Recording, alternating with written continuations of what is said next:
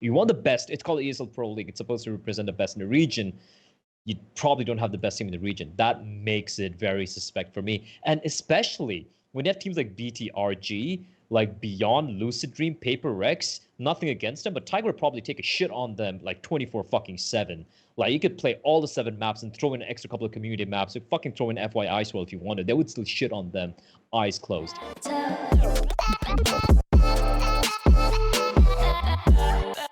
All right, welcome back to Geographically Challenged. It's episode 9, take 2. And for those of you that are watching this on YouTube, what you don't know is that we've already recorded this, but I fucked up the audio recording. So we've had to do it again. Good job, Jordan. Yeah. Luckily, it does mean we get Bleh back. Initially, we did it with Apoc Dud because Bleh was unavailable due to some internet issues, but he's had that sorted. So I want to give a quick shout out to Tom, to Apoc Dud. Thank you for helping us out yesterday, even though no one's going to see that episode. I really appreciate that, and I'm sure we'll find a way to make it up to him.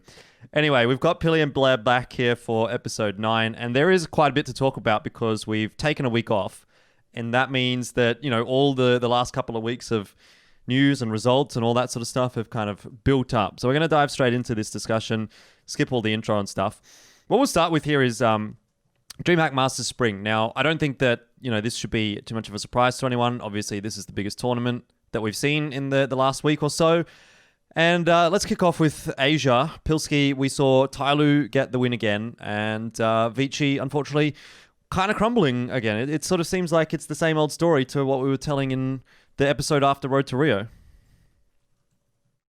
Your mic's muted. Sorry, my mic's muted. Yeah, sorry. That's kind of what I was predicting heading into the tournament, right? Like, I remember we had to like think about how we thought the bracket would play out, and obviously we all predicted that the Chinese that the Thai teams wouldn't play super well, and that the Chinese teams would probably be on top, which means you kind of only got to decide whether you think Tyloo or Vici is going to win and how consistently they're going to do it in the upper bracket and then in the grand final with the one map advantage. And I just had Tyloo beating them both times. So I'm not too surprised about the result. I think at the moment Vici's in a bit of a tough spot because as a team, it feels like they've kind of missed their window. Like, you know, you go back a little while and they were qualifying for some international tournaments, which they ended up missing just due to visa issues and things of that nature, which means that they missed that opportunities for development and to better themselves against international competition and put themselves ahead of the pack. Tyloo went and took those international opportunities. Some of those players gained even more experience, put themselves even further ahead.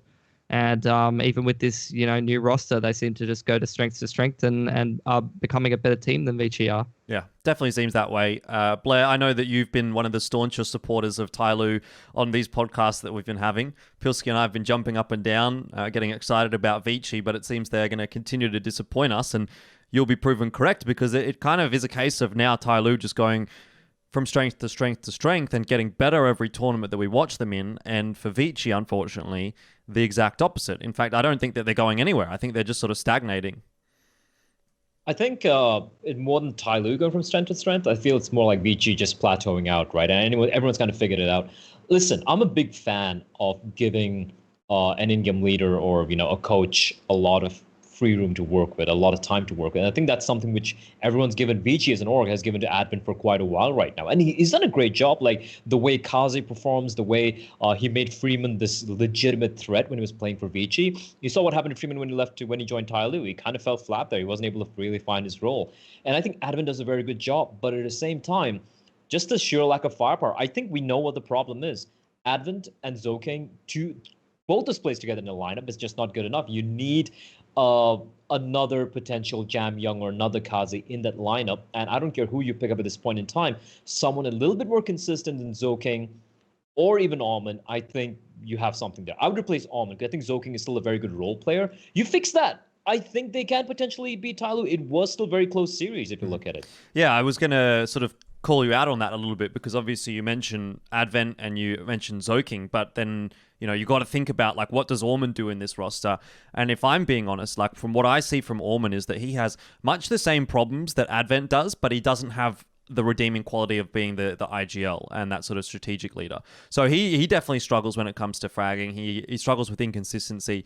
I will actually say I think of late Zokeng's been a little bit more consistent than someone like Ormond, and he's had some yes, he's had some bad performances in big games, but he's also actually in that grand final in Dreamhack Masters Spring was one of the better players for Vici. Yep. So at least he has that to his credit. But when you see Orman dropping 50 frags over 4 maps and you see Advent dropping 45 frags over 4 maps, you just think those numbers are not good enough. And okay, Advent gets that pass mark for being the IGL, but I don't really think there's a pass mark necessarily for Orman. So Pilsky, I don't know, like, is it maybe time for a change for Vici, or should they continue with this roster and sort of continue to try and make it work? Oh, they definitely need a change. You can't be cutting Advent. Advent is Vici. Like, you take Advent out of the equation, you're basically just trending towards making a Tyloo version 2, just putting 5 talented players, because there's no one who can really do the same things that Advent's capable of in the Chinese scene. You're going to sort of probably put a more like someone that's not as good of an in-game leader, but is a little bit more talented, just like an average kind of player. Maybe you'd go for like a Xiao Sage or someone like that. I don't know who you would necessarily go for, but I think he's uncuttable unless you're going to go for a completely different direction in the team. I think Zoking is so inconsistent, but the thing is that he's actually had some pretty good maps lately. He's had a couple of maps, I feel like Zoking is a half-to-half kind of player. Like, sometimes he'll just drop a 20 bomb on the CT side. He's got like 100 plus ADR against a really good team with that M4A4. Sometimes he's just going in and taking things over on the T side, having massive amounts of impact. Whereas, I mean, for Orman, I don't know what kind of case I can make for him. Like, the only thing I can think of in recent memory where he's really impressed me is when he dropped like 30, 40 bomb or something like that. I think it was a 32 bomb or something on Tyloo on Inferno. Yep. When they had that upper bracket game. But that's about it. He hasn't really impressed me since then. And he's just, someone that I feel like if you did put a different player in his role that was a little bit more consistent, you'd have a better Vici. The thing about it for me is that, like, what's interesting is that it seems like Vici has quite good scouting, right? Like, they've literally plucked Jam Young out of complete obscurity and they've turned him into one of the better players in China. And maybe it's just a case of he's in really good form at the moment. Maybe he eventuates into nothing in the long term. But there certainly seems to be something for that Vici organization in terms of finding new talent, at least as evidence with the Jam Young pickup. So who's to say they can't do that again? I don't know. Maybe Orman's on the chopping block. I guess we'll have to wait and see for the next couple of tournaments and see what Vici's going to do. I personally don't think they're going to make a change in the near future. Obviously, they've still got points coming through from Road to Rio that they're going to have to think about. I think at the very the very earliest we'll see is probably after the major, if they definitely can't qualify for the major. But right now, there's still plenty of opportunities for them to get RMR points. And if they change, then they lose the RMR points that they got from Road to Rio, and they're sort of back to square one. So that would be my thinking. I don't think we'll see a change immediately from Vici, but it's interesting that the conversation has sort of shifted to that after 6 months of us saying that they should be the best team in China and the best team in Asia. Either way, to touch on Thailand briefly, I don't think there's too much to really talk about here. Bleh, I know you've got a bit of a cheeky smirk on your face right now, and I guess I'll give this one to you because, again, just another disappointing performance from the Thai teams. Yep. Surprise, surprise. Can't really say much about that. I felt like Lucid Dream, I'm going to give them a little bit of slack because they had the 2 Korean players leave, right? They had 2 new additions coming in. Again, it's the same old 2 bunch of guys, right? Who did it add in? Was it 789? Foxes and 789. Foxes actually and played pretty good, man. Yeah, I mean, they've always been solid players, but the fact that it's the same pool of players in Thailand who just keep cycling around, the same 3 or 4 teams, which means there's no new blood coming in. There's nothing new shaking up the entire scene. And if you look at the performances of both the teams, it's kind of abysmal. I'm just looking at the results right now. I didn't have an opportunity to watch all the games apart from the finals, but every game apart from the Tyloo Vici matchup was a 2-0. Vici 2-0 Beyond 2-0 Lucid. We had Vici 2-0 Lucid again, Tyloo 2-0 Beyond. I mean, at one point, you got to ask yourselves, how would they have fared against Tiger? If Tiger was there, I feel like Tiger would have destroyed them as well. For sure. I feel like there's so many teams. I feel like Mazdalai would have destroyed them as well. I feel like there are a lot of teams out there who could really contend against him. I think Bren, on a good day, who, in my opinion, aren't necessarily, a top team in Asia, would also have a good time with them. So I think Thai CS, it is the best in SCA right now. Can't take that away from them. They are better than the Paper Rexes out there. I'm sorry, Nick, but it is a fact. They are better than Prasad's maybe not new for team. long, but maybe not for long, but let's say, but you're probably better than some of the other, they're definitely better than all the SEA regions, not all SEA countries like Singapore, Malaysia, Indonesia, and all of that. But you're talking about probably one of the weakest scenes in Counter-Strike Global Offensive on the planet. I think the only scene weaker than that is South Asia, India, Pakistan, Sri Lanka, where I'm from. But apart from that, it's nothing to be very proud of. And if you want to elevate yourself to the next level, you need to beat the Tylus. You need to at least make it a little competitive. That's not happening. There's no new players coming in. I like the experiment they had with the Koreans. That didn't pan out for obvious reasons. I don't think there's any way out for them. No. They need to go for a major shuffle of, I don't know, find some new talent like Jam Young was founded by Vici Gaming.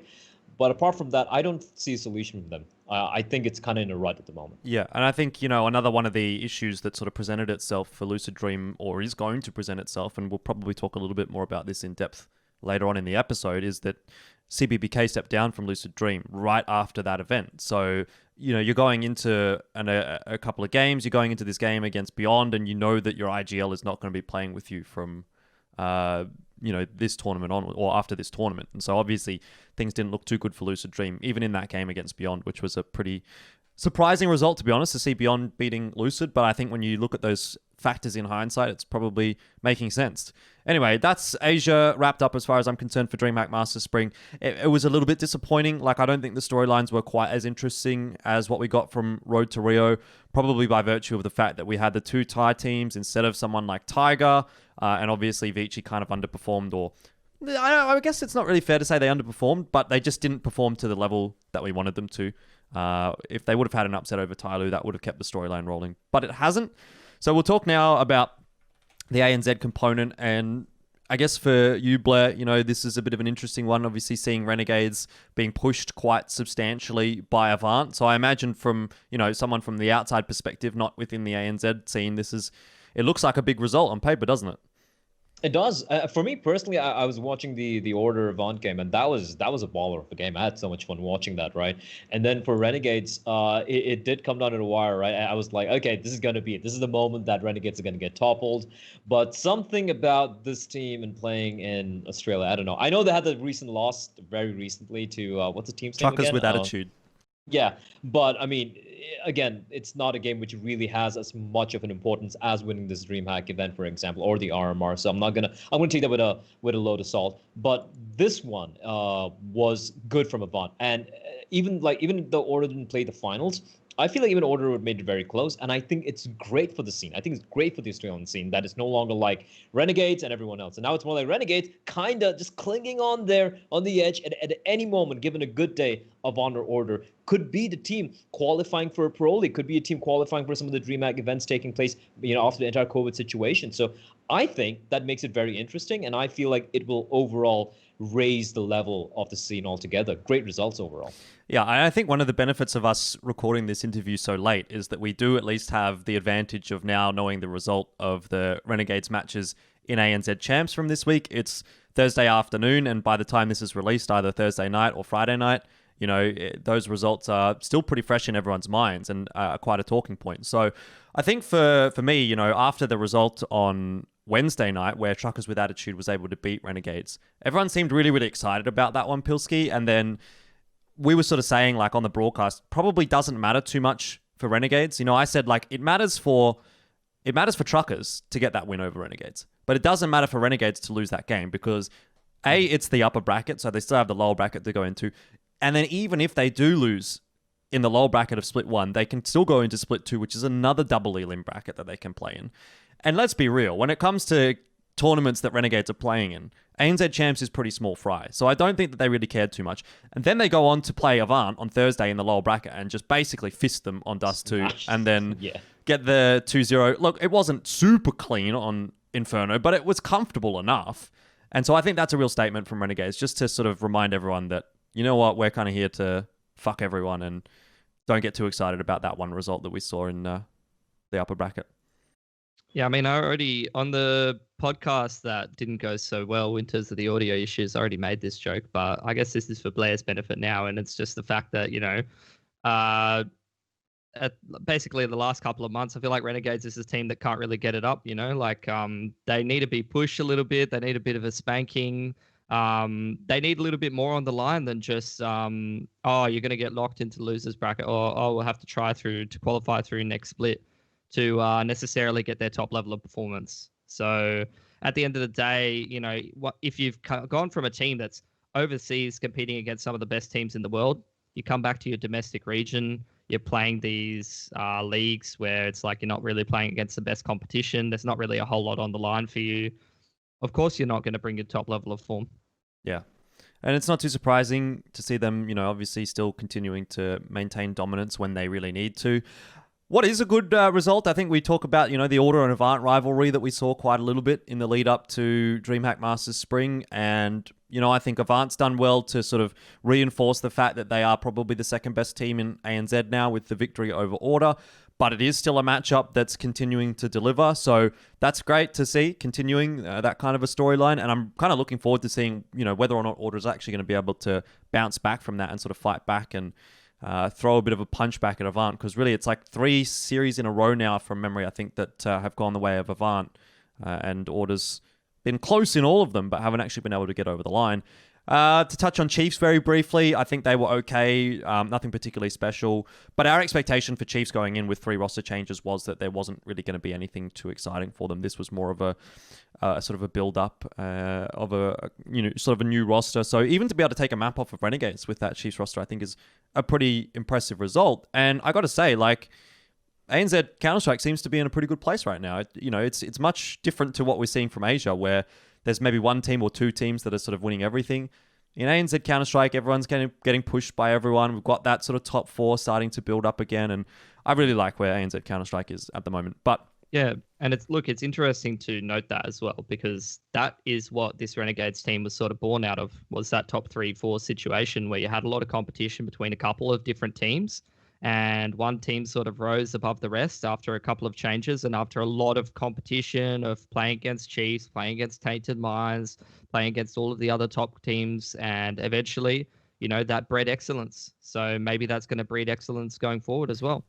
Yeah, I think the one key factor for Renegades is just to ensure that they don't let teams like Avant and Order get close enough in a lot of series that they start to feel confident that they can actually take a series, and particularly an important series. Like, let's say there is an international qualifier down the track, and like, okay, Avant have lost to Renegades in Dreamhack Masters Spring, they've lost to them in ANZ Champs, but they've played them enough times now, and they've had enough close results to them where if there's a qualifier for, I don't know what it may be, like Cologne or something, but that's got Pro Tour points. But let's just take that as an example, right? There's a double Elim qualifier. They go into that grand final, and Avant really feels like now they can actually win that grand final. And Renegades have taken their foot off the pedal a little bit because they've been playing in ANZ. I think that's the one important thing for Renegades to kind of avoid.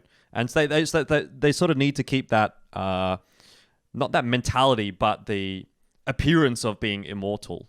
And I think what they did on Thursday night, or on Wednesday night, sorry, against Avant was a pretty good reminder, at least, of that. Anyway, let's get out with the ANZ discussion, because I know people are a bit more interested in Asian CS discussions on this podcast, and talk about the Asia news, which has been sort of quite a lot. There's got a lot going on, again, because we missed a couple of weeks. So the first one to sort of talk about, the most important one, I think, here is that Xeta has officially announced his retirement from Counter-Strike and is moving to Valorant, which, look, let's be real, Blair, we sort of expected. We sort of saw this one coming, but it's kind of unfortunate now that we've finally got this news. I'm a little bit sad, because I had a little bit of hope, right, that Xeta would join another team in ANZ. In ANZ. Anyway, I mean, if he joined ANZ Counter-Strike, I'd like that too. But in any kind of Counter-Strike, I would have liked to have seen him back. But looks like we're not going to get that now.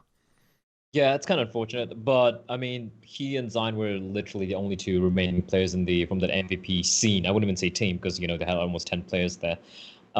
It's unfortunate. It's very sad to see, but I completely understand why that's happening. We do see this slight little exodus of players happening in some of the regions where there's no support. I'm personally seeing it in India right now. We had some few players like, obviously not well known, not even to you guys, but we have like a player called Ace who's played in Team Wolf when they played in in the major in 2014, and he has been always like a consistent member in the scene. He's played for a few SEA teams and whatnot, and a few of them have actually started moving on to Valorant in a very heavy weight, like they're properly scrimming against some of the Thai teams and whatnot. In fact, I believe good old Nick faced off against Lucid Dreams, full 5-stack on Valorant. So I don't know what's happening over there, but it makes sense. Like, there's a new game coming out. I'm not going to get into this entire debate about which game is better or whatnot. For me personally, I still love Counter-Strike more than Valorant. I've tried the game.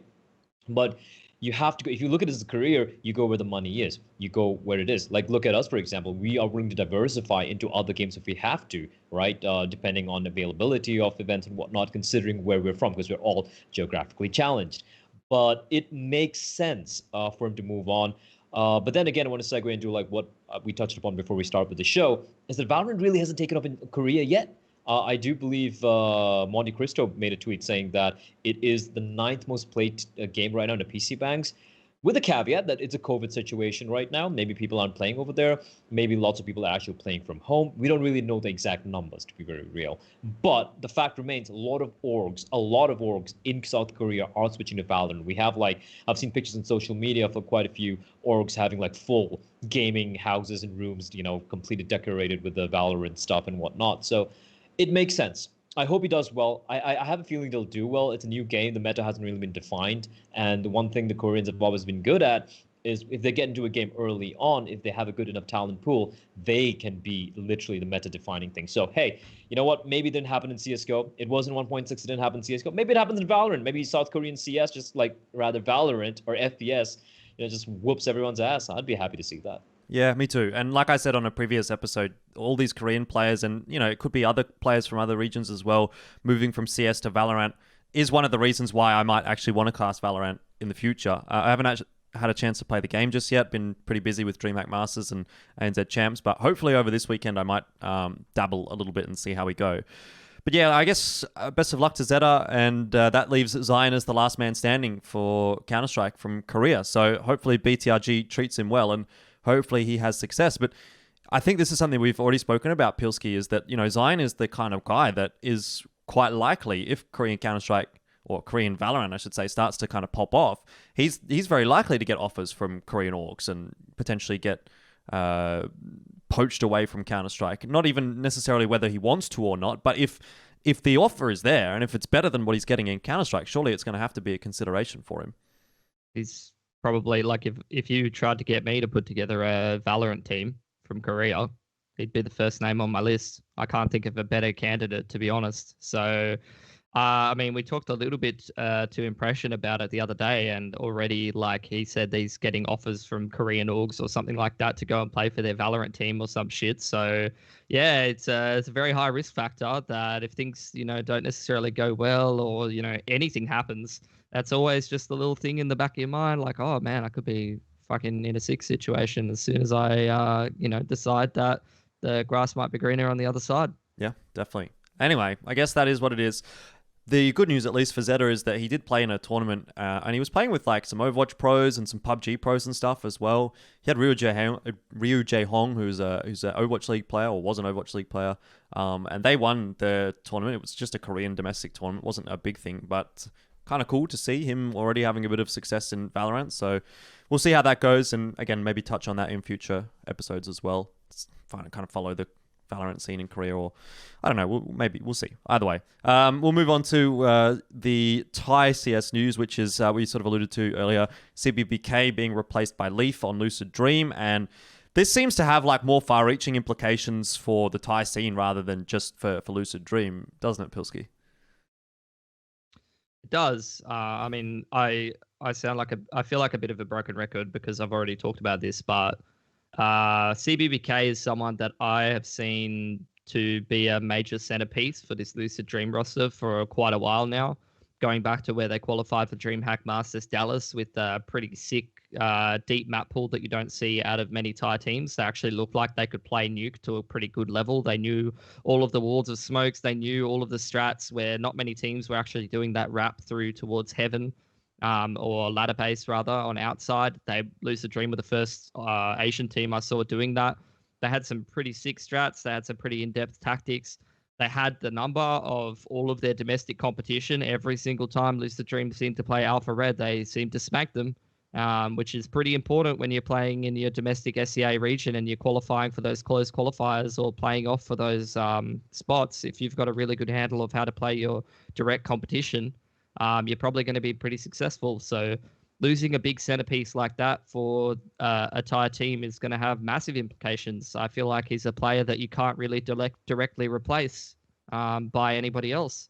He's a pretty important and special guy, so it's a big loss for sure. Certainly is. I guess for Thai CS, though, things were on the downward trend as is, so maybe this is just a little bit of a push to help them all along a little bit and see the rise of maybe another region like Mongolia or something like that. Either way, I guess we'll keep in touch with Lucid Dream and see what's going on with them in the future, but I would have to imagine that as a result of this change, we may actually see Beyond overtake them. We've already sort of spoken about the fact that in Dreamhack Masters Spring, Beyond was able to get the 2-0 over Lucid Dream, so you're kind of starting to see that maybe come into effect, but yeah, definitely something to keep an eye on. The other news coming from maybe a little bit closer to home for you, Bleh, is the Camel Riders have been picked up by Divine Vendetta. So this is sort of that Middle East region coming back into the discussion. And yeah, they get picked up by Divine Vendetta, so they've got themselves an org, which is nice. They've also replaced Misty with Havok, which is quite an interesting sort of a replacement. Like when you look at these two players, Misty's quite a sort of a younger player, at least from what I could see from the brief bit of research that I did. And Havok we know from a long time ago, ages ago. So they've sort of replaced inexperience with experience. And I wonder what your thoughts are on that roster change. I think Havok would be an upgrade over any player in that lineup. Maybe apart from Edgeram, because of the tenure he's had. And this is not about him being an Indian born and living in the Middle East or anything. But I do believe he is easily, at least historically speaking, in the past few years in CS:GO, a top 3 player in the region, right? So I think Havok coming in is great. Now I don't want to harp on Misty being taken out here. I think he could have taken out almost any player in that lineup, and Havok would have been an upgrade. So it's just unfortunate for Misty that he is the player here. Now, it's a good addition. I still feel like it's a little underwhelming. They don't feel like the old Nasser, right? You remember Nasser and how they were a real threat. They were a real threat once upon a time. Yeah, easily at one point. They'd just fight for their one opportunity to play, and even online tournaments. I've seen them play in Singapore with over 100 ping and still be a dangerous force against top teams. I'm not talking just about the SEA teams. This is a far cry from that. This is a very far cry. And I feel like, yeah, they're going to show up. They're going to be playing the, I know we're going to be talking about later on the Perfect World, the RMR event. But I feel like good change would probably make them a dominant force in the GCC region, the Middle East, half of the Middle Eastern region. But does it really make a difference in the overall scope of Asian Counter-Strike? I don't think so. It's unfortunate, but it is what it is. Indeed. Well, I guess we'll also see how that goes in this Perfect World RMR tournament, which we'll talk about in a little bit. Before that, there's still more roster changes to keep discussing, and this next one is one that I'm actually quite excited for, right? Because PaperX, it was quite obvious needed roster changes based on their results, and at least for myself and you, Bleh, we're pretty big Benkai fanboys. I don't think Pili's quite on the bandwagon as much as we are, but they've picked up Benkai. And so it's like the merry band of Boot Dreamscape coming back together. You've got 3 of the core 5 back there, which is Alex, Devi, and Benkai now. Obviously, they replaced Bulbasaur, so there is that. But certainly looking like a good addition to the roster. And also, interestingly to that, they've also got Deathmaker on loan. So he's not their core 5th or anything like that. Deathmaker obviously coming from the Indian region, so probably something you can talk to more than us, Blair. But I actually think these are 2 really good pickups for PaperX, and I can only imagine it's going to make the team look a bit better. 100%. Let's talk about Benkai first, right? Obviously, Pilsky being the heretic that he is, does not believe in the magic powers of Mr. Benkai. However, Benkai has been away for a while, and even when he was playing during the I think we saw him in Extreme Slant. Was he there? Yeah, he was there. Extreme Slant, right? It wasn't the Benkai we know of. It's not the Benkai was running around just fucking Australian teams on land, if you remember it right. He was something special. Yeah, he was something special. But I hope if we see even 80, 70% of that Benkai coming back in, that's easily an upgrade over Bulbasaur. I mean, nothing against the guy, but he's not a Benkai, right? And I feel like him coming in, maybe he needed the break. He's coming in. I think it's a very good addition, and it's high time PaperX made the changes. And I'm happy they made a change. And she's just waiting with the same lineup for 6 more months. They're like, all right, we need to make a change right now. Let's go for it. Deathmaker is someone many people don't know about. He is by far the best player in India. He's Forsaken without the cheats. And if you have a good in-game leader and you know how to use him, he can literally open up bomb sites single-handedly. That guy's first aim, like first bullet accuracy, especially with AK-47 or whatever gun for that matter, especially on the T side, he's kind of like a Zoking but on steroids, like right, a much more consistent, not necessarily the more a very well-rounded player. He doesn't have. He hasn't had much time to grow as a player, as an individual. He's still comparatively very young. But when he was playing in the South Asian region, he was just making everyone look like idiots. Like, it wasn't even close. He was just completely destroying everyone. And even when he was playing into some of the Southeast Asian guys, you speak to any of the SCA players, they'll be like, yeah, I know this guy. This guy's actually legit. And under Paper X, with the right tutelage, with the right people sitting on top of him, I personally feel he can finally show what he can do. I'm excited. I really feel like he is someone who can potentially not just make a change for Paper X, but also might be the sole tiny little light of Indian CS, which has been in the dumpster for quite a while. Yeah, for almost 2 years now. Actually, now that I think about when Forsaken would have been banned on LAN, that was like 2 years ago almost. Yeah. Anyway. Pilsky, I know you like we've said, not as big of a fan of Benkai as myself and Bleh, but it was pretty evident that they needed to make a roster change here. So what do you think about what Paper X has done with these two changes? Look, we've broken down the players enough. I think I agree with what you guys are saying. Obviously, I don't have as big of a belief in Benkai, but I do think he's a much better player than what they were working with before. So it's an upgrade just across the board. So I'm going to take a more holistic look at it. Let's look at, they're competing in the SEA region. Thai teams are pretty shaky at the moment. They got like this unique opportunity where, you got Benkai, you got this Deathmaker guy if he lives up to the hype. You got Divine. That's a pretty decent set of firepower. You got an actual proper in-game leader and a good structure behind you in terms of the org support and in terms of some people that know their shit. They have a pretty unique opportunity to actually step into the limelight here after being a little bit mediocre with their last lineup and actually try to make it into some of these closed qualifiers and start to, take some of those extra spots for the SEA region off the Thai teams and compete with some of the best. And that can only lead to better results and more improvement in the future, I can only assume. Yeah, I'd really hope so. And I'm actually really looking forward to seeing what they can do. Hopefully we'll get the opportunity to cast some of Paper X's games, because I don't actually think I've cast any of the games this org has played or this team has played since they've been with this org. But I think, yeah, look, I'm quietly hopeful for what they're going to be able to do with this roster, so wish them the best of luck. The one thing I will say is, can someone please get Splashky out of ELO Hell as well? Like, Huatsai, seems like a bit of a pug team, bit of a meme team. I think he wants to be in that team. Like, I don't think he wants to be taking CS too seriously right now, just from what I've been hearing around the place. Obviously, I haven't asked him like directly or anything like that, but he's too good of a player to be wasting his time in a team that's not scrimming and not pugging and practicing and stuff. Listen, if he wants to do it, like, let's say you pick him up and throw him into Paper X or whoever, and if he's not committed enough, look, I love Nevin as you do, but if he's not committed enough, I'm sorry, I don't want it. Like, if I have a team right now, and if you give me like the funds and be like, all right, pick any player you want from Singapore or Southeast Asia to build a super team, I wouldn't pick Nevin, because I feel like the Nevin Despashki we saw with that old boot lineup. I'm talking about even, actually pre-boot days, the Dreamscape days, where it was Splashky, Impression, those guys, right? That was a hungry Splashy. That was someone who was willing to win. I feel like I don't want to use a phrase, but I feel like he's just phoning it in right now, and he's just having fun, which is fair enough. Have fun, right?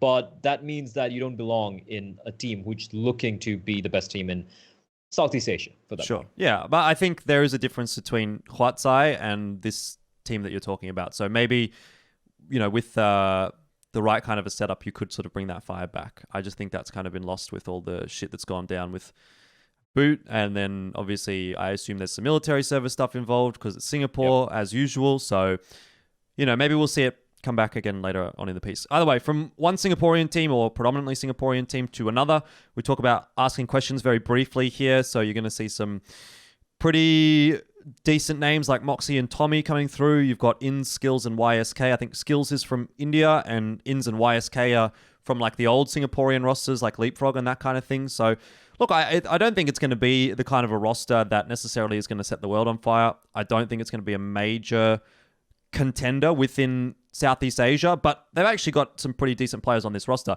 And what's actually interesting for me as well, Bleh, is that they've brought YB in as the coach, and he obviously was the in-game leader for Optic India. Seems like we're talking about India a lot right now on the broadcast. So I guess maybe like there's a bit of a resurgence coming out from the Indian region. Not that YB is Indian, he's German, but you know, he was playing in India and stuff. And so, look, I think that they've put together a half-decent roster here, but I'm not sure that it's going to necessarily challenge toward the top end of things in Asia. Yeah, actually, YB has played in India, like, I think for over a decade. Even though he lives in, so he has a lot actually in common. He actually likes living in India, which is so weird for me. Like a German guy, just like enjoying living in India, eating spicy food. I'm like, you're such an anomaly, YB. I agree with you. I feel like it's a placeholder team. I know it's Prasad's pet project, Striker X. For those of you, I don't know, like old school fans might remember him. Skills is an okay player. He's nowhere in the league of Deathmaker. I think he's solid. I think he is his comms in general are good. Like the problem is, this is something a little bit of a segue here. The problem in many Indian players are they're very comfortable playing in their own little circle of Indian players, and there are quite a number of them. The problem is they start building, so they start getting very comfortable in speaking the local language and whatnot, and there are multiple local languages again, and suddenly they get thrown into the Southeast Asian teams. And the biggest problem we face there is they have the skill set, but they don't have the mentality, nor are they able to adapt to the team culture or the comms, right? And they feel very uncomfortable. And suddenly someone who would be talking nonstop, giving information, being very proactive in an Indian team, you throw him in an SCA team, and his teammates aren't doing anything wrong, but he becomes a complete deaf mute. Like he doesn't speak at all. He just like keeps quiet. He doesn't like really offer. He becomes very timid as a player. And I hope that doesn't happen with these guys. I think they're the new breed, like Skills and Deathmaker compared to some of the older guys. So hopefully that works out. But if you look at the rest of the team, I agree with you. I don't look, Tommy, he had his moment in the sun. He was one of that, that pure dedicated entry role guy. It was okay. Moxie, fun guy. I love him. I love grabbing a drink with Moxie. Super fun guy. But yeah, I mean, these are guys who I feel like they have peaked and it's gone. Ints and YSK, again, some of the old school Singapore players. So this is kind of like an old boys club, apart from Skills. And YB coming in, now that is the only plus. Like I've spoken to a guy about Counter-Strike. He has a very, very good mind for Counter-Strike as a whole. Not just talking about in-game, but as an understanding. I love talking CS with this guy. So him coming in, even if this lineup doesn't work out, I feel like him being there and someone like Moxie being there and it being Striker X's pet project, down the line, if they do switch a few players here and there, I think YB would be a very good coach, because he really did make an impact in Indian CS. Like before Indian CS died, like a few months back, because PUBG Mobile just took off. Before that, it was reaching a level where I was like, okay, they can potentially, given a few more months, compete with Southeast Asian CS, and that's because of the trickle-down effect from YB being in the Indian scene. So it's pros and cons. I don't think this lineup is going to last. I don't think it's going to do much. I completely agree with you. But with YB being there, Moxie being there, Skills being there, maybe in the future, a few changes here and there, maybe we could see a team could compete. Pilsky, do you have much to say about this roster? I know it's probably one that you're not overly excited about. I've seen Moxie and Tommy play a while ago. I think Moxie's someone that every time I've ever seen him fill in, he exceeds expectations. He's not a bad player. Tommy was very inconsistent in Boot Dreamscape, but I remember him having some big halves and big maps from time to time. But that's going back a long while now. So, I'll wait if I do actually get to see them play to see how it goes, but I'm not expecting anything from them. I honestly think that this kind of a roster is probably going to sit right where the Paper X roster has been sitting for quite a while now, just sort of playing the same teams in those SEA domestic region, having 16-13, 16-14 games or close games. And, sometimes they win, sometimes they lose. And then, they make it deep enough in one of those open qualifiers that they play one of the Thai teams or the new Paper X and they get absolutely fisted. That's probably where I think they're going to be sitting. All right. Well, cool. I guess maybe that's what they want. Like, we'll see, I guess, what's going to come from this roster. But let's move on to ESL Pro League Season 12, which was announced a couple of days ago. And obviously, the way that it's all working now is that there isn't really an ESL Pro League in ANZ or in Asia, which is kind of feels bad, man, for us. But at least this season, as opposed to in Season 11, there is a qualification system for the teams to get to the ESL Pro League itself. Unfortunately, it's probably not what we would have liked to have seen from it, and we're going to sort of break it down and maybe say some things that we probably shouldn't. Either way, just to give you a bit of an overarching insight as to what it is. It's a double elim bracket, best of threes, with the finals being best of five, one for each region. So you get your Asia region, you get your ANZ region. That's fine, fair enough. I don't mind that. And you're kind of just looking back at like all these other qualifiers. All of them have just always been double elims, and we generally get pretty good games out of them. Where things start to become problematic in my mind is that obviously you're looking for an 8-team bracket in this kind of format, and for Asia, we've only got 7 teams. You've got Beyond, BTRG, Invictus, Lucid Dream, PaperX, Tyloo, and Vici, which I can't really like argue necessarily with the invitations that have come out here. Like, I think they're okay. I might put one team in and one team out here or there, but how in the world can you not have Tiger invited into a competition like this? Especially, by the way, when there are only 7 out of 8 teams in the bracket and Tyloo is getting an auto seed through from their first round. I can't really fathom where this has come from or how this decision has come about. I mean, I lie. Like, I know exactly why. It's because of previous seasons of Pro League, which, by the way, for Pro League Season 10, the last one that had an Asian component was like a year ago now. So in a region where rosters change so frequently, it just seems ludicrous to me to use the invites based on what happened in the previous seasons of Pro League. When you look at someone like Tiger, who has won Road to Rio, which is an ESL competition, and they're not getting an invite, and they're probably the best team in the Asian region right now. What's your 2 cents on this, Bleh? I think you hit the nail right on the head there. For someone who works with ESL, that's a brave thing to say. So for someone who does a lot of ESL gigs as well, that's going to be hard for me to say, but it is a fact. It is a fact. Tiger should be in that. I don't give a fuck who you remove from that. You can fucking remove Vici if you want to. I don't give a fuck.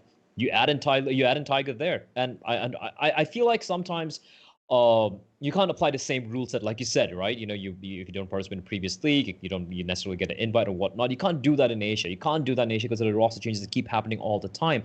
You want the best. It's called the ESL Pro League. It's supposed to represent the best in the region.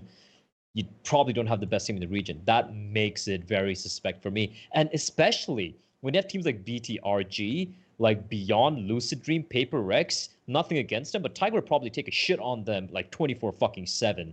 Like, you could play all the 7 maps and throw in an extra couple of community maps. You fucking throw in FYI as well if you wanted. They would still shit on them, eyes closed. So something's wrong there. Now, we don't know why it happened, but maybe they said no to it, which to me doesn't make any sense, right? Tiger would not say no to this. There's no reason. I know for a fact that they didn't say no. Okay, there we go. So ESL, please don't fuck this up. Like, you have another slot there. Fuck it, please add them, because it just completely removes such a. It could be really cool. You have almost every team who are kind of relevant and who are relevant in the scene right now playing there. I mean, even fucking Mazalai, even like D13 is a better addition than some of the other teams that's been invited. I would add Tiger and one of the other Mongolian teams and take out any 2 teams apart from Tyloo and Vici. And I still think it would be better than this, which is fucking shocking to me. Yeah, I think the most egregious part of this is that, like, obviously the invites have come from previous seasons of Pro League. And there's teams like MVP PK. If you go back and look at Season 10, that team still existed. Their slot no longer exists. That's the team that didn't get re-invited because they don't exist anymore. Where is the methodology, or what's the mindset behind not inviting another team or not having, at the very least, another qualifier? That's the biggest thing for me, is like, you've only got 7 out of 8 teams in this qualifier. How can you not seed an 8th team in there? It's unfathomable to me. Anyway, Pilsky, when we were talking about this the other day at work, before we were casting, and one thing you said to me was that, like, what is the point of having a competition like this if you don't have the best teams in the region competing in it? And that's kind of stuck with me. So, I mean, obviously, I think you're going to echo the thoughts that myself and Blair have already spoken about, but do you want to add your 2 cents into this discussion? Yeah, look, I'm gonna choose my words wisely, because I exclusively do all of my work with ESL. But look, let's just use Dreamhack Masters as a bit of a case study, right? What happened in that tournament was you had 2 Chinese teams and 2 Thai teams who qualified several months before, when the forms of the team was completely different, when the hierarchy of how the teams were performing in the region was completely different. Since then, you've seen the Mongolian teams come a lot better. And what happened? The Thai teams were not competitive with the Chinese teams whatsoever, and it made for a bad tournament. And that's going to be a similar situation that happens in this tournament. You're actively denying players who have earned their opportunities and earned their results in the region from competing in what's meant to be the best tournament in the region. You're looking at Tiger, They've won back-to-back. They won fucking Weibo and they won fucking Road to Rio.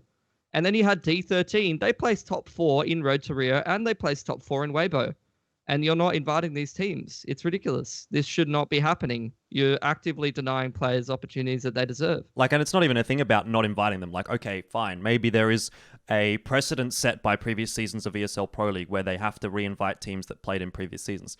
But to not even have a qualifier is the most ludicrous thing to me. So my 2 cents here is if anyone is watching this that can actually make that decision, please just do it. It's like the logical decision. Sometimes you have to think about the spirit of the law, not the letter of the law. And if the qualification system is dictated as such, like, fair enough. But there's only 7 teams in the competition, and I don't see any reason why you wouldn't, at the very least, invite Tiger. Yes, D13 is a discussion as well, and I agree with you, Pilski. But to not have probably one of the best teams, if not the best team in the Asian region in this qualifier when there is an open slot, just is unfathomable to me. So I find it especially weird because I know for a fact that ESL, as you know, if you look at the admin team, right, I've spoken to a few of them. I have DM'd a few of them, I've spoken to them in person as well, and they've always been a team who have gone out of the way, just like, you know, try to approach me or whoever is in the scene in the Asian region to try and figure out, you know, what's the right way to do it. This has happened in some of the majors and minors in the past where they're like, hey, these are some of the invites we have. Do they look good? Do you have any other teams in mind? They've done that. They always do that. And for them not to do it this time around, it's that's the thing. We're not shitting on ESL. They've always done it right most of the times when it comes to the Asian region. But this time around, like you said, this is just too much to handle. The fact that potentially the best team in Asia is not playing the fucking Pro League. Yeah. Normally I wouldn't talk about something like this, but I feel like I almost have an obligation to. And it's also, maybe I'm being a little bit selfish in a way as well, because I imagine there's a world where we end up casting this one, Pilski.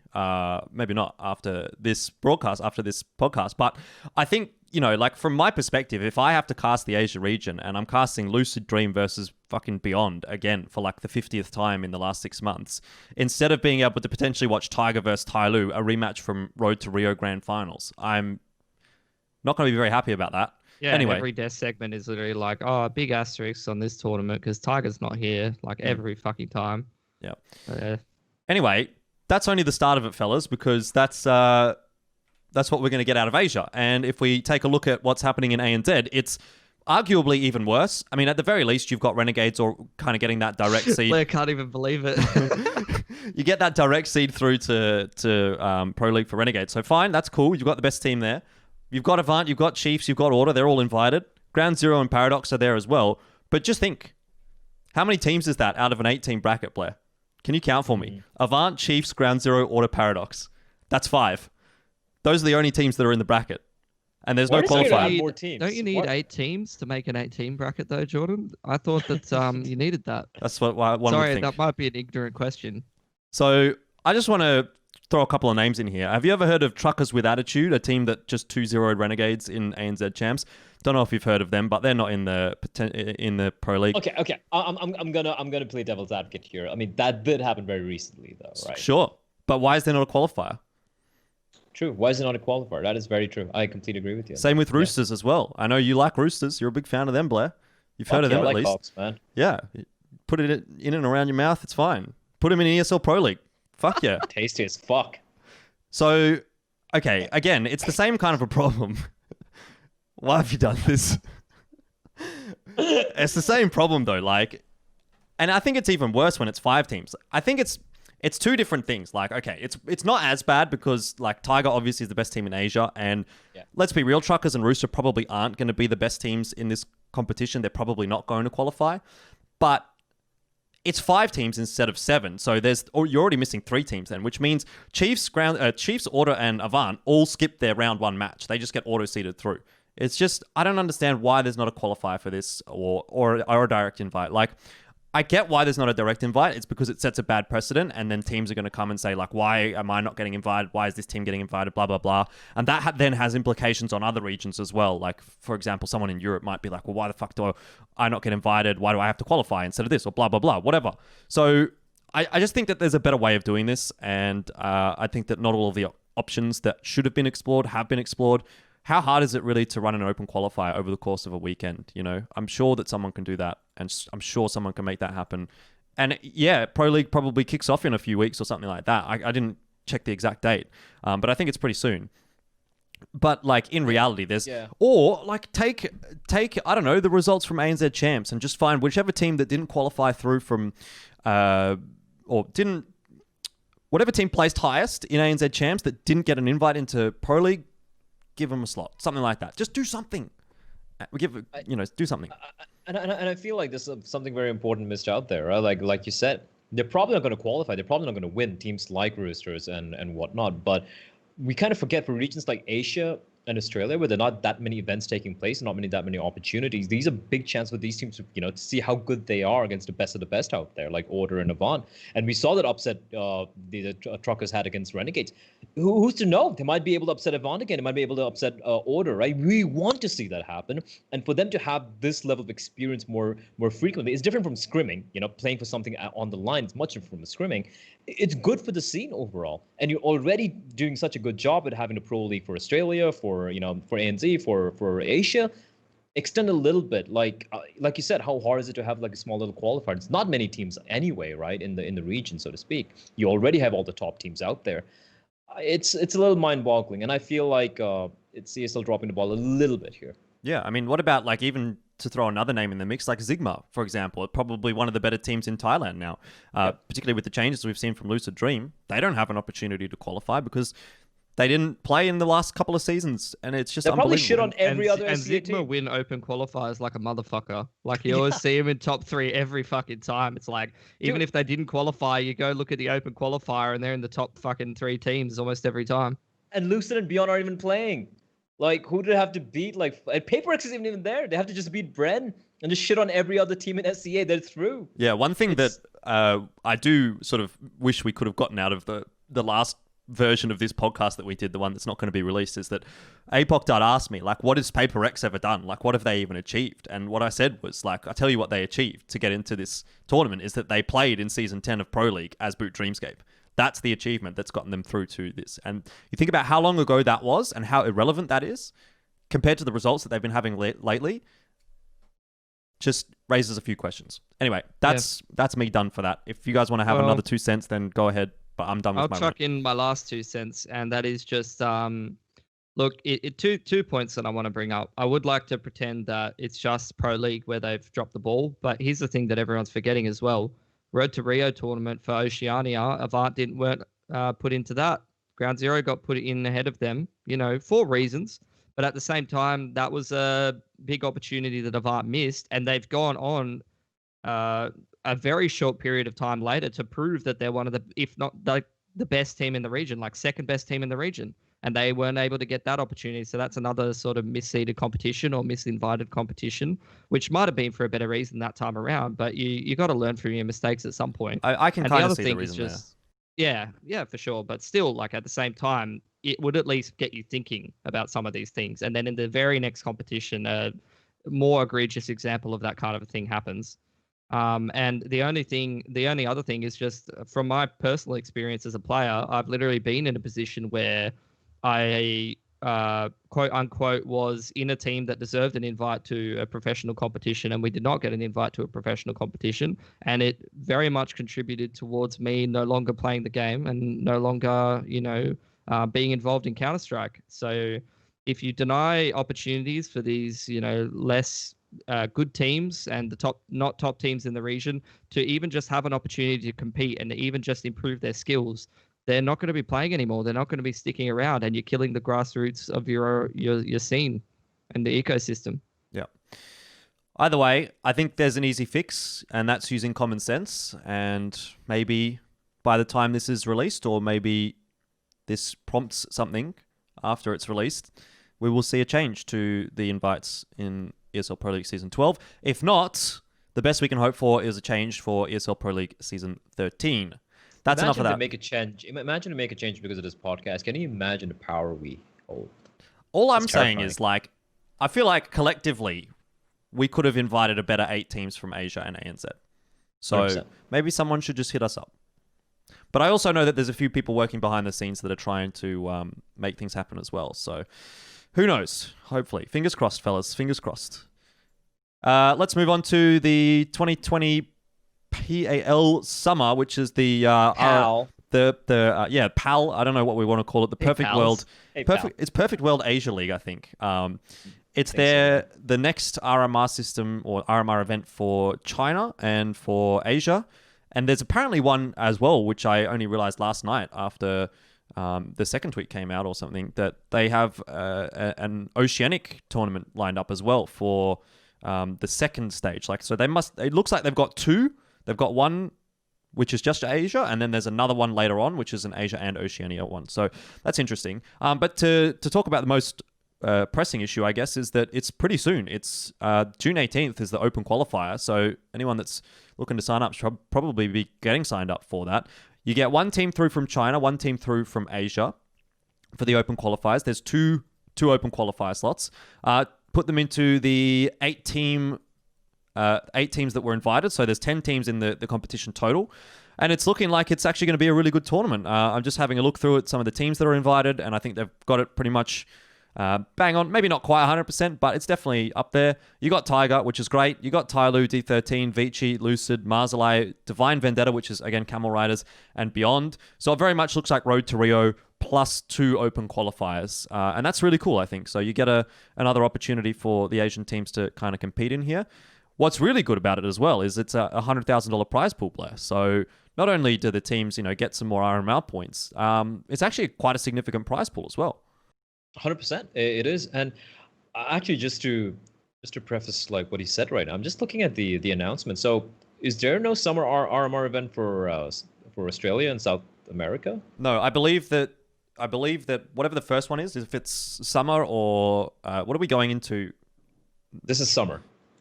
Right. The one happening right now. I'm always confused because we go into winter when summer's happening, and so yeah. So the first one, whatever the first one is, which if you're saying is summer, I believe there's no ANZ qualifier. Okay, so you have a fall. And then we have like a fall / for us it would be like spring. Kind of a tournament. All right. Yeah, cool. But just to answer what he said, I'm excited about this. Like you said, prize pool is good. Divine Vendetta are the outliers here, but it's an RMR event, right? You have to invite them. They did play and they did win the minor qualifiers earlier this year. I don't have really much to add here. I think it's a very good lineup of teams being added. Instead of having Beyond and Lucid, I'd probably just choose Beyond, to be honest, because Lucid still look really shaky at the moment, the new lineup change and everything. China qualifier winner, no surprises there. I think the third best team in China would be better than any other SEA team could invite.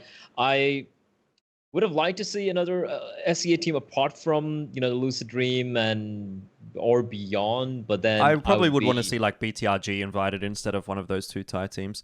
Yeah, but also be unfair, because what did they really achieve, right? Paper X, BTRG, and these guys. So, end of the day, I mean, it is what it is. These are the best available. I think the Asian Qualifier winner will probably be either BTRG, or maybe you might even see Sigma making a show there, Pili, and hopefully it should be fun. I like the format as well. It's going to be, best of 3 round robin. I'm not the biggest fan of round robins, but at least we get to see everyone play against everyone, right? So we get to see how good they are. Of course, the caveat being that there will be might be a few games which don't mean anything, which is unfortunate. But at least we get to see some elimination games happening between, let's say, a Lucid and, I don't know, like maybe Tiger, for example. We can see how far Lucid can go. So it's exciting. I think it's great. I'm very happy it's Perfect World doing it as well, because they seem to really give a shit about the region, because they are obviously from China themselves. And I do believe the title with PGL as well. So it's going to be great production, I believe, and it should be a very fun tournament. Yeah, really looking forward to it. And like, it's kind of sprung up pretty quickly out of nowhere, Pilski. We were sort of wondering when we were doing Road to Rio, like what would be the next RMR tournament, or would we even get another RMR tournament for Asia and ANZ? But all of a sudden, there's another one upon us, which quite frankly, like on paper, actually looks like it could be a better tournament than Road to Rio. Obviously not for ANZ, but for Asia to have 10 teams, to have a $100,000 prize pool. And what we haven't even mentioned yet is that there's actually more RMR points on offer for this PAL summer thing that is coming, right? So there's 2,000 RMR points for first, and I believe from memory it was 1,600 for first in Road to Rio. So that's kind of consistent with what I believe the intention was, to have the RMR tournaments worth more the closer we got to Rio, which is a good kind of comeback mechanic for some of these teams that might have missed out on things early, particularly looking at teams like, for example, Avant. So yeah, it's looking like a great tournament, Pilski. I think it's going to be good viewing, and hopefully there's going to be someone that's broadcasting it in English so that we can take a good look. I mean, there's so much to process there. So I'll try and work through my thoughts as best I can. I think first and foremost, it's really good that it is a team from the region, or it is an organization from the region organizing it, because I mean, it's just going to be better that way. I think for them to be, you know, more centrally located right amongst the teams, rather than there be that disconnect of communication that often happens. Plus, they're offering more prize pool. They're offering more points, which makes sense. It's closer to the actual event that you're qualifying for, so your form should be a more rewarding factor closer to the event to give you those points, I think. As a bit of a meme sort of statement, I mean, giving Asian teams a bunch of games that might not potentially matter is a dangerous recipe indeed. But look, we'll just glaze over that a little bit. It's a terrifying thought. Yeah, look, 95% of everything that I'm seeing is fantastic. I really love this tournament, and I'm looking forward to see what happens.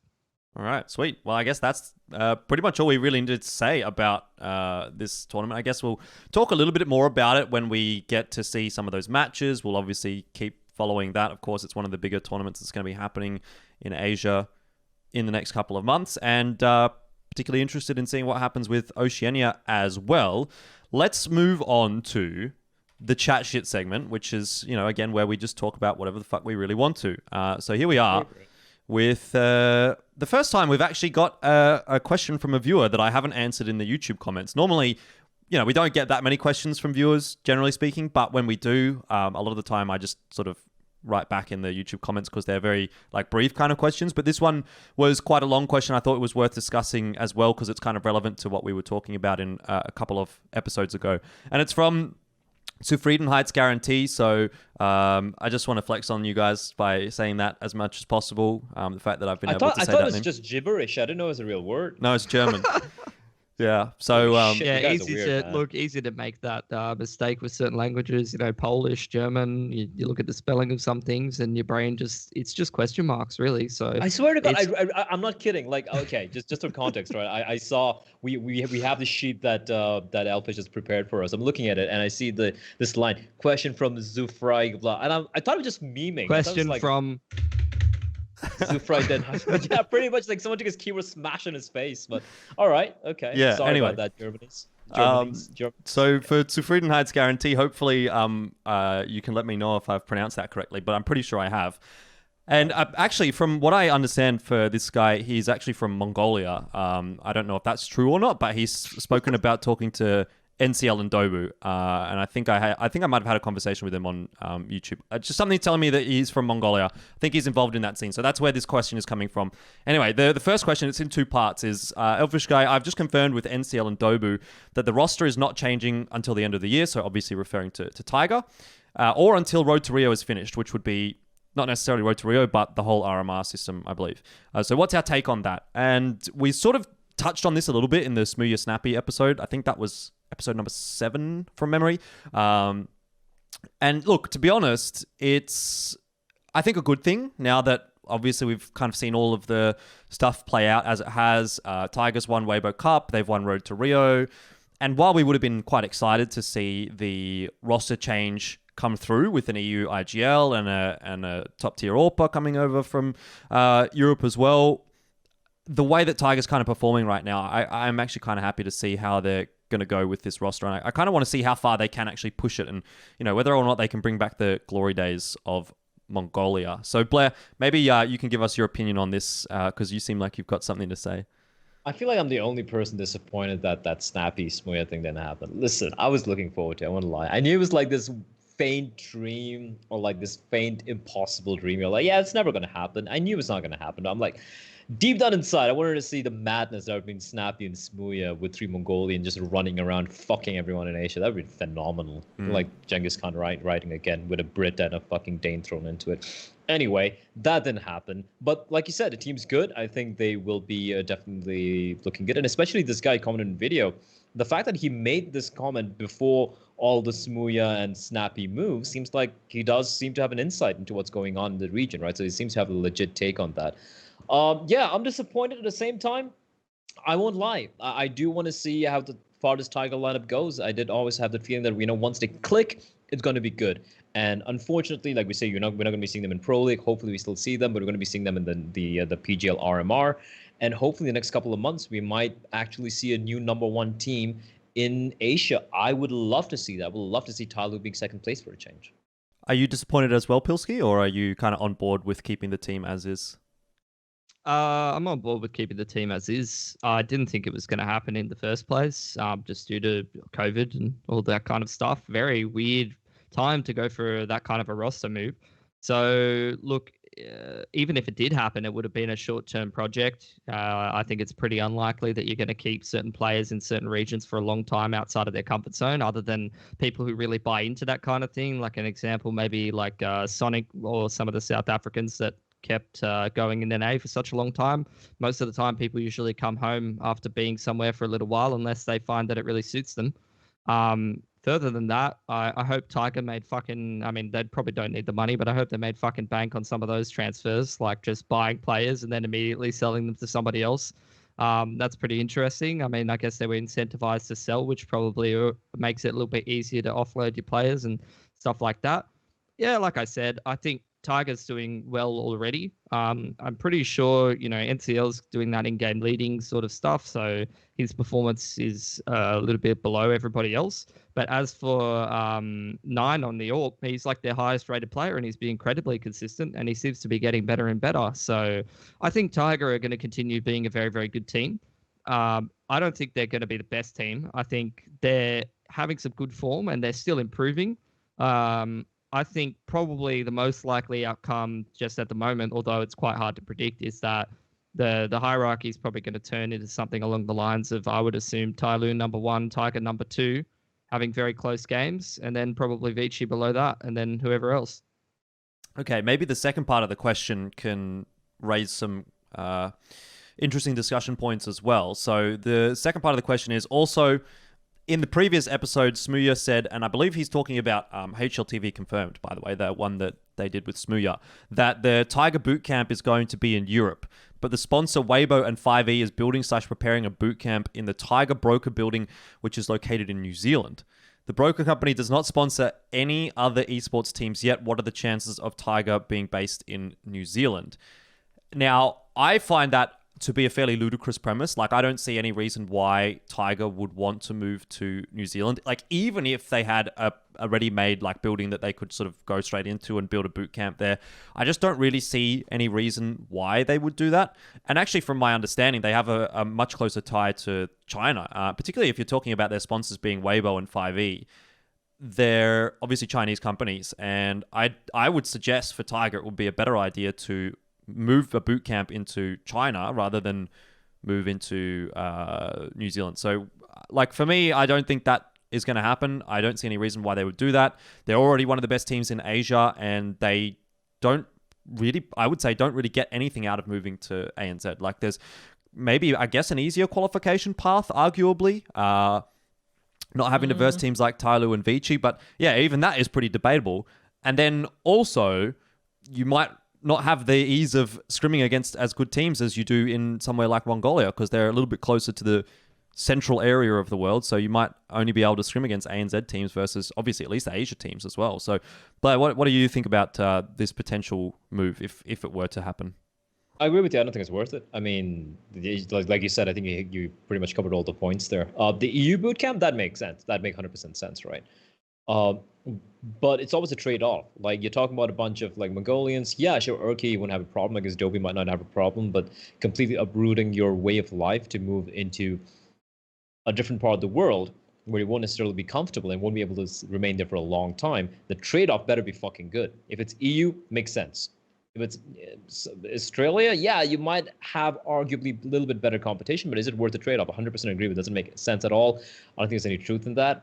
The EU thing could be legit. I think it could be Urkas maybe potentially, giving his input saying, hey, you know what? I got to where I am, or how good I am by playing a lot in EU. And you know what? Having someone in your team who understands your culture, understands your language and what you eat and whatnot, but is also has an understanding of, let's say, the Western world, so to speak, like Urkas does, I think would really potentially help some of these teams. I've always felt that you need that one bridge connecting a different culture to your internal team culture, which is something which is missing in Tyloo and all the other Asian teams who have gone for boot camps towards the West. easier for Aussie teams, obviously, because for them it's much more similar. For you guys, especially, with US or UK, Europe, it's much more similar culture-wise. But I could see a world where they could potentially bootcamp for prolonged period of time in EU and make it work.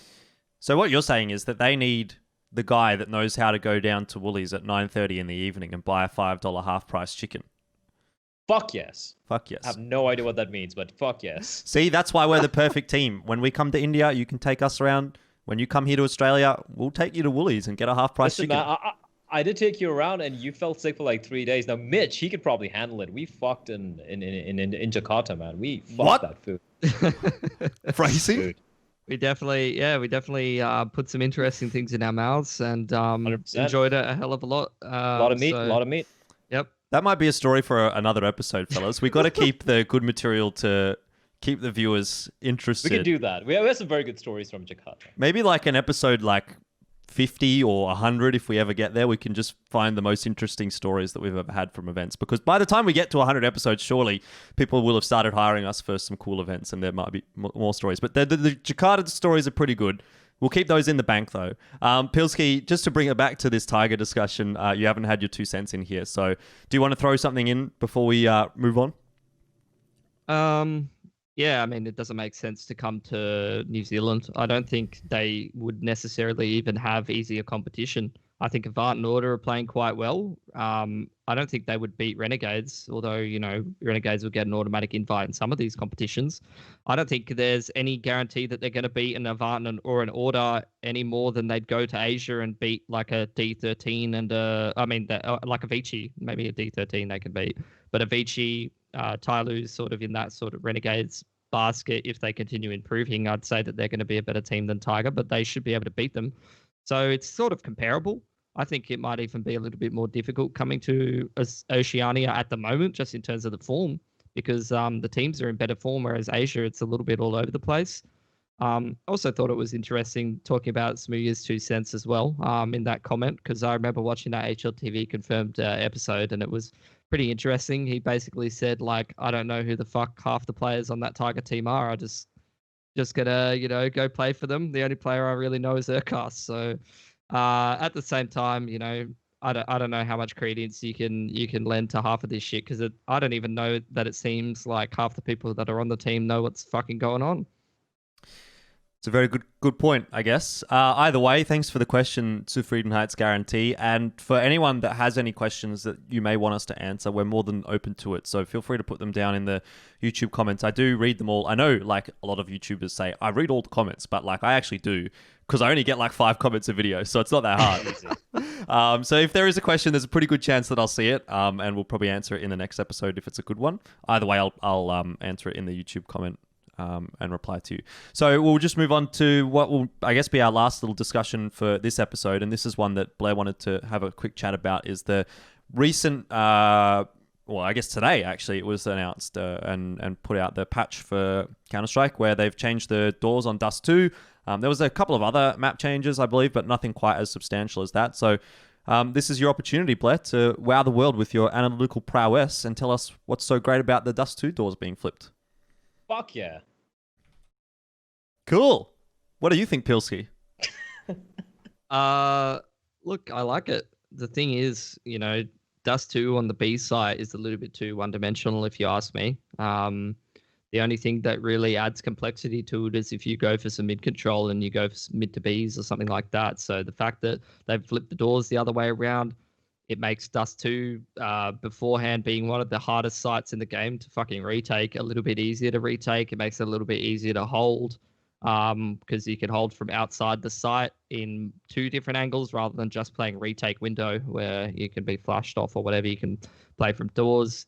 Just gives the CTs a couple more options on a map that, I mean, I doubt many of the people who watch this podcast will have watched that Renegades game, but we've all seen a Dust 2 game that goes like that. I'm talking about the Renegades Avant game that we watched in Champs, where legit the T side just fucking rushes B like 6 rounds in a row on the T side, and if they get the right timing or they hit the right entry on the CTs, they beat them, and then they reset their money, and then anti-eco, they rush B again, and then in the gun round, oh look, they were going anti-eco with some Mac 10s. We got another B spawn. we're just gonna go B again. Fuck it. Oh, we got the entry. We broke their money again. Fuck it, easy. Now we're up 7-0. Let's go. Yeah, they had like 3 or 4 B spawns in a row, and the first 6 rounds, it was 6-0 for anyone that didn't watch, went to Renegades. Pretty unbelievable. Quite fun if you just go back and watch like those first 5, 6, 7 rounds of that map. But anyway, that'll be the end of the episode for this week. So it's been a tumultuous week for us, obviously having recorded the episode once already. Hopefully you guys have enjoyed seeing this one at least, because we've rushed it out. And I guess we'll start with you, Bleh. How do you want to sort of end the episode today? Nothing much. I'm excited. I think it's an interesting time for Asian CS. A lot of tournaments coming up for Australian CS as well. Looking forward to hopefully cast a few of them as well for you gentlemen as well. And of course, as usual, hire us, you cunts. And unfortunately, no shout out for Ents, even though he's wearing his new Ents hoodie. This is a shout out enough. But by the way, yeah, I have to. I'm sorry. Like Ents, their mouse pad is fucking baller. The t-shirt is amazing, and this is amazing. Look at this. Like it's golden, dude. It's like literally a golden logo right there. It's fucking baller as fuck. Just a bit disappointing it's not an Asian team. All I'm going to say is, like, I don't know if anyone from Tyloo or Vici is watching this. I would love some merch. We could wear it on the podcast. I know. Like, I mean, if you have a Finnish team sending shit Tiger. to an Indian kid. I know the Tiger boys actually watch, because I've been talking to a few of them, and they all watch. So hit us up with some merch, Tiger. We'll say some more nice things about your team if you do. It's like we just buy or we just get paid off to say nice things about teams. That's good. Sounds good. The dream. Anyway, Pilski, how do you want to finish things off today? Yeah, I'm looking forward to some of these upcoming tournaments. You know, hopefully they provide some entertaining games, even if they do have some scuffed invites in some situations. And I'm looking forward to cast as many of them as I can possibly get my mitts on. Awesome. Well, make sure you follow Pilski on PilskiCast, Bleh on Official Bleh, both of them on Twitter. And you can follow me on Elfishguy on Twitter. And would love if you would give us a subscribe and a like, and write us a comment in the YouTube comments. So that'll be the end of the episode. Episode number 9 done. And we've got episode 10 coming up next. So look forward to that. We'll see you next time.